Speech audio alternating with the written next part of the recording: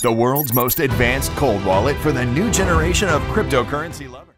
So if you are interested in buying this decent wallet, you can find a link in the description down below where you will get a 20% discount. Thank you very much, and let's dig in the video. What's up, XRP family? Thank you guys for joining the video for today. We have a interesting stuff to talk about right here. So guys, months before I was already talking about Brett Garlinghouse knowing exactly what is going to happen and what's happening at the current situation. Now, he is, think about it, because he just proposed. He went out there, Brett Garlinghouse, a normal CEO guy of a company, of a big company, most definitely, but he just went out there and he proposed to work together with the government. Guys, he knows already the outcome of this lawsuit, and he knows exactly what is going to happen.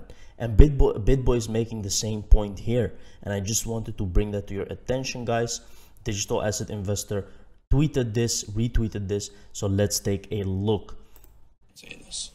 He's saying, government, we have a responsibility to work together.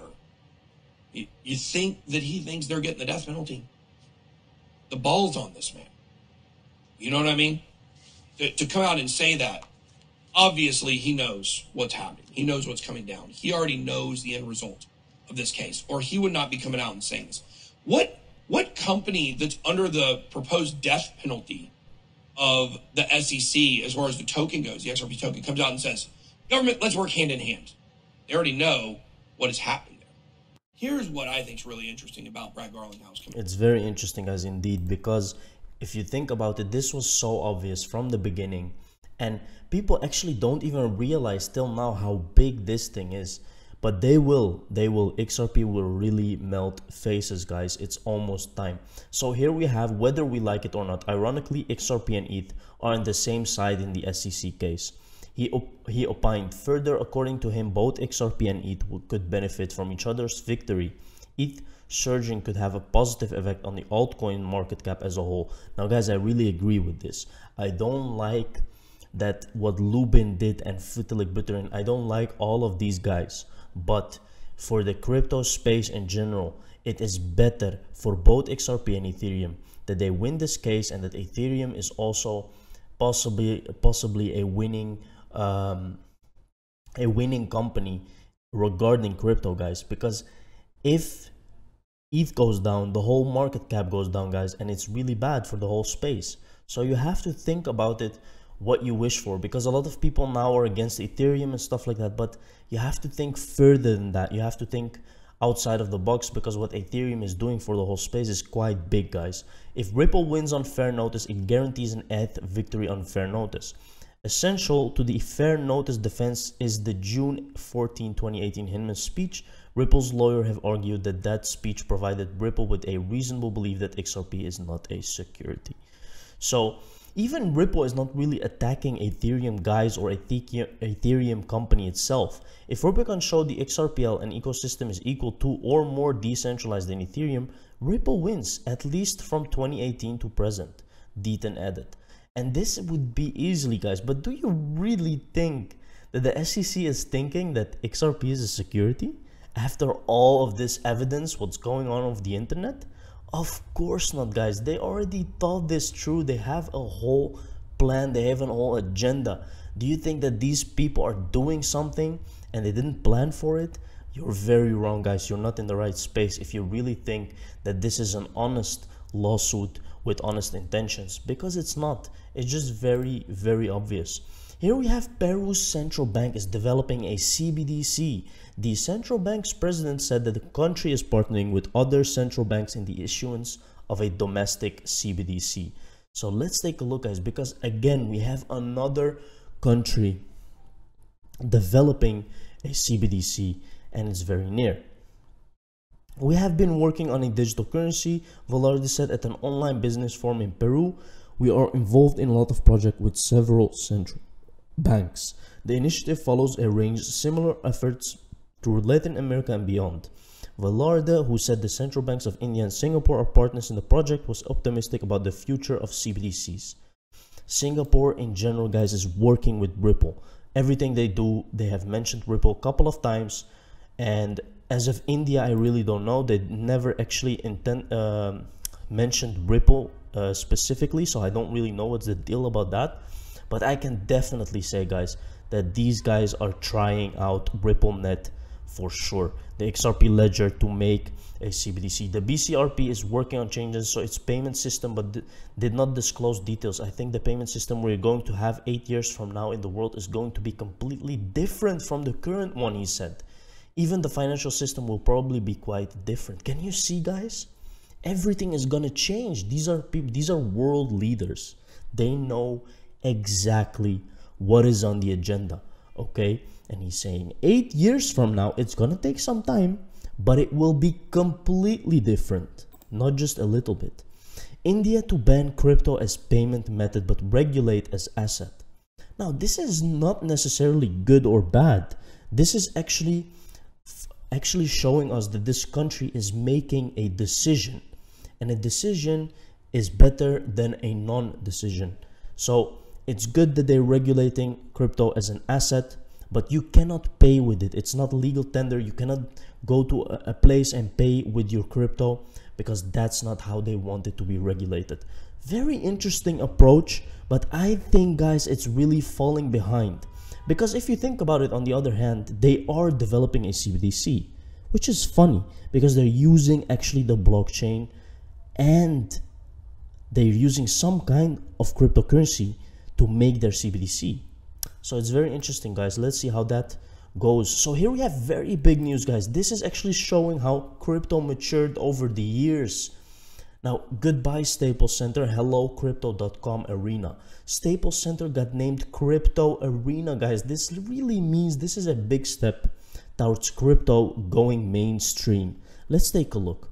The downtown Los Angeles venue, home of the Lakers, Clippers, Kings, and Sparks, will wear the new name for 20 years under a deal between the Singapore Cryptocurrency Exchange and AEG, the owner and operator of the arena. Both parties announced Tuesday. Crypto.com paid more than $700 million for the naming rights, according to sources familiar with the terms, making it one of the biggest naming deals in sports history.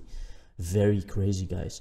This is such a brilliant move from the guys at AEG, because the next decade belongs to crypto, he said, and his positions LA and his particular venue right at the center of it. You can see, guys, crypto is getting bigger and bigger and bigger. If the incentives are right for validators, ledger-based markets can be either decentralized or centralized. Decentralization works better in the less forward-looking markets. We look at Vitalik Buterin's scalability trilemma and set out an optimal design. Look how they talk about Vitalik Buterin here, guys. This is the bank for international settlements. With all the fraud they did to give a free pass, you as BIS should know better.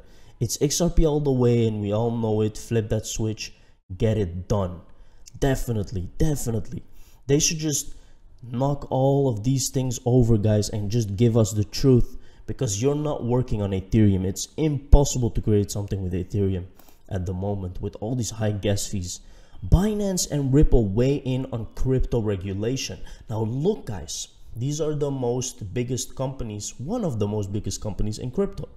I mean, BNB is number 3 on market capitalization, and Ripple is number 7. So they are big, and they are both fighting for regulation. Having both put under the cosh by financial regulators, Binance and Ripple have now outlined their visions for how the crypto industry should be governed. Binance has spent the last year facing intense regulatory scrutiny in several countries, including Japan, Hong Kong, Italy, and the UK, over issues such as money laundering controls. In September, a firm planned to centralize its business structure to, as CEO Changpeng Zhao put it, work well with regulators. They know, guys, that this stuff is coming. Look, when things are getting regulated, they are laying the groundwork for success, guys. Meanwhile, Ripple, which has this year faced litigation from the SEC, has set out its own real approach to cryptocurrency and digital asset regulation in the US, which, as it happens, would limit the regulator's role in policing cryptocurrencies. So all of this, guys, is going to take a bit more time, but in the next couple of months, we're going to see some crazy stuff. Bubbles, Bitcoin, and what's next. Also here we have a very interesting investor that is saying that actually Bitcoin is going to be bigger than gold at one point. And I really agree, guys. Bitcoin will be bigger than gold. In terms of what is to come for the industry, both crypto enthusiasts agreed that central bank digital currencies have the potential to significantly speed up the adoption process. CBDCs are going to boost this digitization bucket enormously. Once you've got $3 or $4 trillion in crypto and $3 or $4 trillion in CBDCs, that's the watershed. Then everything has to be tokenized, absolutely everything. And then it all starts to fall down that cascade. I'm not sure it's going to happen, but I think it's likely. Definitely. We are literally witnessing a change of a financial system, guys. Banks don't want you to make money. They want to make money of you. In DeFi, on the other hand, you don't have an intermediate. It's just you and the smart contract. If the DeFi protocol makes money, you make money. So protocols unlike banks want you to make money. So guys, this is just a message to you.